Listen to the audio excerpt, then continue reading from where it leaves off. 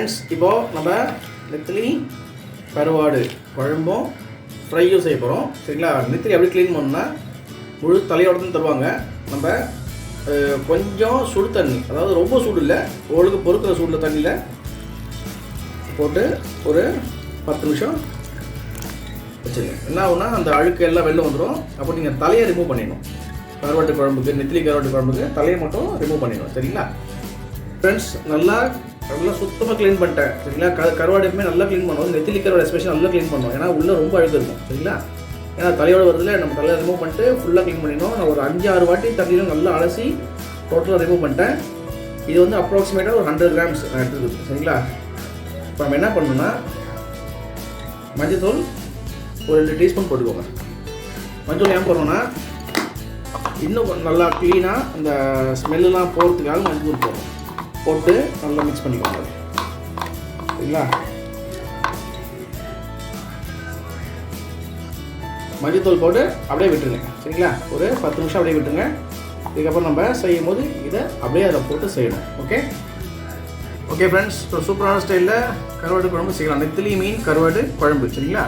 அதுக்கு சின்ன வெங்காயம் ஒரு 7-8, பூண்டு ஒரு 7-8 நல்லா அதுமாரி இடித்து வச்சுருக்கேன். கூடவே கருவேப்பிலை ஒரு 2 கொத்து அப்படியே உருவி வச்சுருக்கேன்.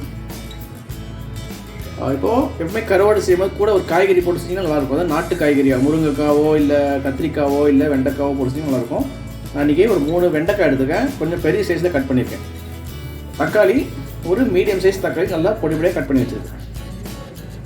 இது வந்து ஒரு 6-7 பத்தை தேங்காய், சின்ன பத்தை தேங்காவை நல்லா பேஸ்ட் பண்ணி வச்சுருக்கேன். புளி கரைச்சல் ஒரு சின்ன லெமன் சைஸ் புளி நல்லா கரைச்சி வச்சுருக்கேன். இப்போ நம்ம கழுவி மஞ்சத்தூள் போட்டு வச்ச 100 கிராம் நெத்திலி மீன். ஓகே ஃப்ரெண்ட்ஸ், இப்போ நம்ம கருவாடு குழம்பு செய்ய ஆரம்பிக்கலாம். அதுக்கு ஒரு பேன் வச்சுருக்கேன். எண்ணெய் ஒரு 3 டீஸ்பூன் எண்ணெய் லைட்டாக காஞ்சிச்சு. கடுகு லைட்டாக பொரியுது. இந்த ஸ்டேஜில் 2 காஞ்ச மிளகாய் கிள்ளி போட்டுக்கோங்க.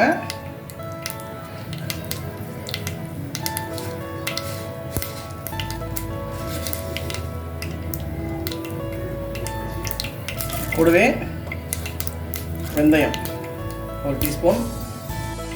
வெந்தயம் லைட்டாக பொரிஞ்சோடனே நம்ம இடித்து வச்ச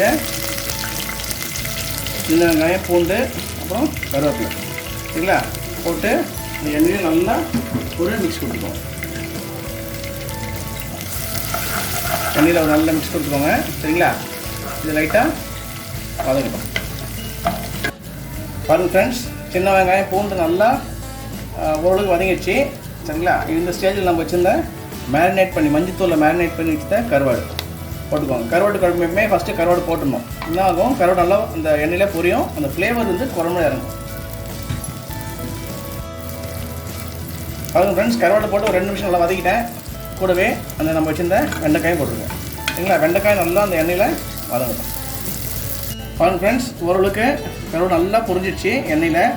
வெண்டைக்காய் ஓரளவுக்கு சாஃப்ட் ஆகிடுச்சு. இந்த ஸ்டேஜில் நம்ம வச்சுருந்த மீடியம் சைஸ் தக்காளி பொடிப்படியாக கட் பண்ணியிருந்தோம்ல, அது போட்டுக்கோங்க. போட்டு தக்காளி நல்லா மேஷ் ஆகணும். அது வரையும் வதக்கிக்கோங்க. லைட்டாக மூடி வச்சு குக் பண்ணுங்க. பாருங்கள் ஃப்ரெண்ட்ஸ், தக்காளி போட்டு ஓரளவுக்கு நல்லா மேஷ் ஆகிடுச்சு. இப்போதும் அது கூடவே நம்ம போட்ட கருவாடு சூப்பராக பாருங்கள். அது ஒரு எப்படி சொல்கிறது, ஒரு நல்ல ஒரு ரோஸ்ட் மாரி ஆகிடுச்சு பாருங்கள். இப்படி தான் இருக்கணும். நெத்திலி கருவாடு இப்படி தான் இருக்கணும். சரிங்களா? இந்த ஸ்டேஜில் தேவையான மிளகாய்த்தூள், குழம்பு மிளகாய்த்தூள். இது வந்து திக்னஸ் கொடுக்கும், காரம் ரொம்ப இருக்காது. சரிங்களா? ஒரு 2 டீஸ்பூன் போட்டுட்டு அதை வந்து எண்ணெயிலே நல்லா மிக்ஸ் பண்ணுங்கள். மிளகாய்த்தூள் போட்டு ஒரு 2 நிமிஷம் நல்லா வதக்கிட்டேன். அது நல்லா பச்சை வாசனை போயிருக்கும். இந்த ஸ்டேஜில் நம்ம கரைச்சி வச்ச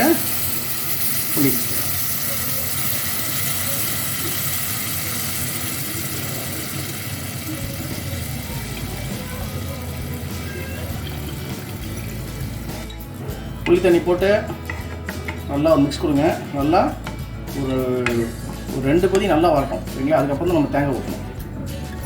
பாருங்கள் ஃப்ரெண்ட்ஸ், சூப்பராக கொதிக்க ஆரம்பிச்சிச்சு பாருங்கள். லைட்டாக திக்காகிடுச்சு. இந்த ஸ்டேஜில் நம்ம உப்பு போட்டுடணும். நெத்திலி கருவாடில் உப்பு போட மாட்டாங்க. மோஸ்ட்லி நெத்திலி கருவாடில் உப்பு இருக்காது. சரிங்களா? அப்போது சப்போஸ் உப்பு இருந்ததுன்னா பார்த்து போட்டுக்கோங்க. இப்போ நான் வாங்கினதில் உப்பு இல்லை, அதனால் நான் வந்து தேவையான உப்பு போட்டேன். சப்போஸ் பத்தல நான் அப்புறம் போட்டுப்பேன். இன்னும் ஒரு நிமிஷம் நல்லா கொதிக்கிட்டோம். அதுக்கப்புறம் நம்ம அரைச்சி வச்சு தேங்காய் போட்டு உப்பு போட்டு ஒரு நிமிஷம் நல்லா கொதிச்சு ஃப்ரெண்ட்ஸ். இந்த ஸ்டேஜில் நம்ம அரைச்சி வச்ச தேங்காவை போட்டுக்கலாம். அது சரிங்களா? பாருங்கள் ஃப்ரெண்ட்ஸ், தேங்காய் அரைச்சி ஊற்றினோடனே பாருங்கள், டெக்ஸ்டரே பாருங்கள் சூப்பராக வந்துச்சு பாருங்கள். சரிங்களா? ஜஸ்ட் ஒரு 5 to 6 மினிட்ஸ் ஒரு மீடியம் ஃப்ளேமில் விட்டுருங்க, மூடி வச்சுருக்கேன். என்ன ஆகுனா இன்னும் கொஞ்சம் சுண்டிடும். அதுக்கப்புறம் செம்ம டேஸ்ட்டாக இருக்கும். நீங்கள் இன்றைக்கி நான் நைட்டு செய்கிறேன். ஆக்சுவலாக நீங்கள் மார்னிங் சாப்பிடுங்க, இல்லை நாளைக்கு மதியானம் சாப்பிடுங்க, சூப்பராக இருக்கும். பாருங்கள் ஃப்ரெண்ட்ஸ், அவ்வளோதான். சூப்பராக எண்ணெய் மேலே வந்துச்சு பாருங்கள், நல்லா திக்காகிடுச்சு. சரிங்களா? அவ்வளோதான். இப்போ ஸ்டவ் ஆஃப் பண்ணிடலாம்.